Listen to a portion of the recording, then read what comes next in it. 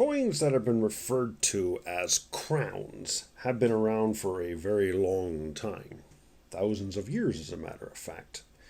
Thousands of years ago, leaders of less powerful nations would ally themselves with more powerful nations, or city-states, as they were sometimes called, in order to get protection from them.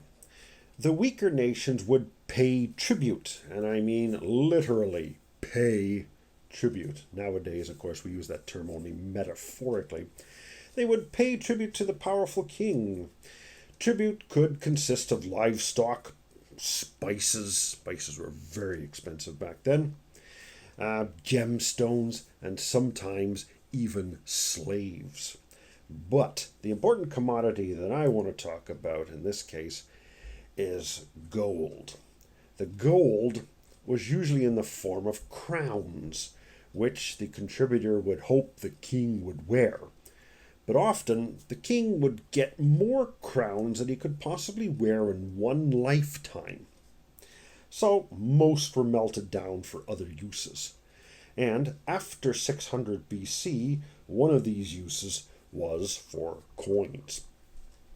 For example, Julius Caesar's conquest of Gaul, which is now part of modern France, resulted in him being paid in a tribute that included 2,822 gold crowns, with a total weight of 20,400 pounds. That's about 7 pounds per crown.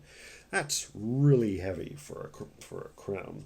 So, not very practical to wear. Caesar did not want to wear a crown. He did not consider himself to be a king, so the crowns would be melted down. So, the very first crown coins were made from actual crowns. But unlike the crowns that I'm going to talk about today, those old ones were gold. And if you ever happen to see any for sale, they cost about what you might pay for a car. Now, silver crowns of Britain started in 1551 and were most likely produced in response to the large silver thalers, that's spelled T-A-L-E-R-S, that were being produced in the German states using silver from the mines at Joachimsthal, a small town which is now in the modern Czech Republic. There's a great big silver mine located there. Now, the British crown is indeed a pretty substantial coin, as you can see here. And it's not quite as big in diameter as the US Morgan dollar, which I talk about, of course, in my first video. But it is heavier than the Morgan, and it is thicker. It contains more silver, 0.8409 ounces, compared to the Morgan dollar's 0.77344 ounces. Now, because of its thickness, it will not fit in a conventional 2x2 holder, like the one I have this Kennedy in here.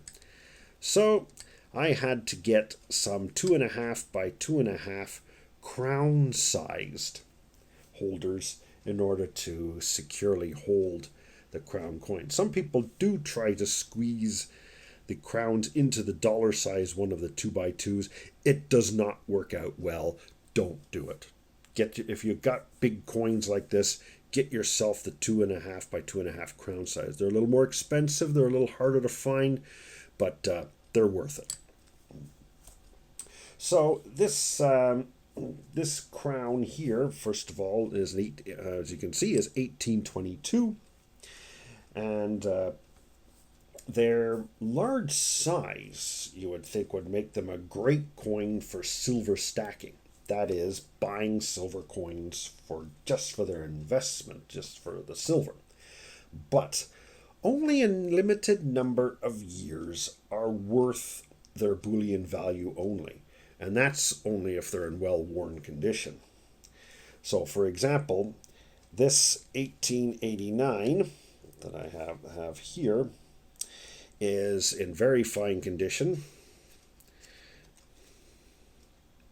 There we are.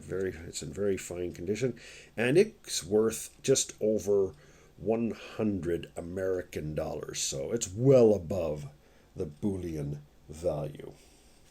Meanwhile, though, this 1890, because it is in only fine condition, it is worth bullion value at the current rate, approximately of $30 US per ounce. I know it's gone a bit down since then, but at $30 US ounce, this would be worth bullion value in this condition. So silver crowns are kind of out of reach of the young collectors, especially ones on a budget, which most of them are, I imagine. However, Christmas is coming. In fact, the crowns that I'm just showing you today, all of them were gifts from my family and friends back in the 1980s. Now, there are a few cupronickel coins or cupronickel crowns worth having, and one of them is this one. Now, this one was struck just after Churchill died in 1965. The Royal Mint made the decision to strike as many as were needed to meet the demand. By the end of 1965, 19,640,000 of these coins were struck. They're easy to find, and even in mint state, they will cost about $5 US. When I was buying collections in Canada, it seemed like every collection I bought had at least one Churchill Crown in it. I had no trouble reselling them. Some of them I gave away, but I kept this nice one here in the special case for myself. So as you see, Winston Churchill was 91 years old when he died in 1965. So this coin also, I should mention, was not demonetized when the British went to the decimal system in 1971. It can still be used. It has a face value of 25 pence. That's about 35 cents US, 45 cents Canadian, or about 40 Japanese yen.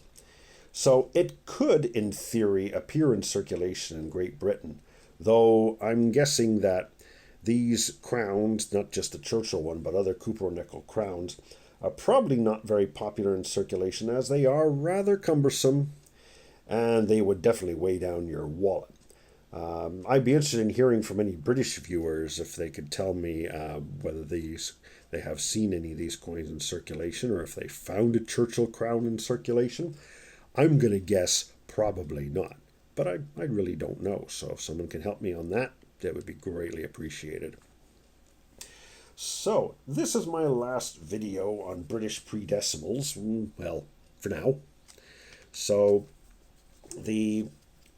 of course, you might have been thinking that I was going to do one on guineas and sovereigns, but gold coins are out of reach of most young collectors, and even collectors like myself have a hard time spending that much on just one coin. So, needless to say, wives might have a problem too. You spent how much on that coin? So, yeah, the silver ones are nice and big and a little more affordable and easier to access. So, for the younger collectors, if silver coins are a bit much, get the Churchill or one of the other cupronickel commemoratives that the Royal Mint has struck over the years. These commemoratives, many of them will make great gifts for British royal family enthusiasts, as most are royal events, such as, back here we have this coin, a silver wedding anniversary of Her Majesty and Prince Philip from 1972. And even though it is 1972 after decimalization, it is treated as a crown. It does not say 25p on it or 25 new pence. It is in fact a crown. Face value 25 pence. Sale value, yeah, you might be able to get this at a dealer for, again, less than $5. So about the same as what you may spend for the Churchill Crown. So if you like this video, please hit the thumbs up and please subscribe, and don't forget to ring the bell. Whoops, that's Benjamin Franklin. There's the bell. Yes, the Liberty Bell. Don't forget to ring the bell. Don't worry, it won't crack. If you have any questions, please post in the comments, especially from British collectors. I'd love to hear from British collectors what they do find in circulation. And if you have any suggestions for economical collectible coins, please let me know. I might even have it in my collection. And I thank everybody for watching.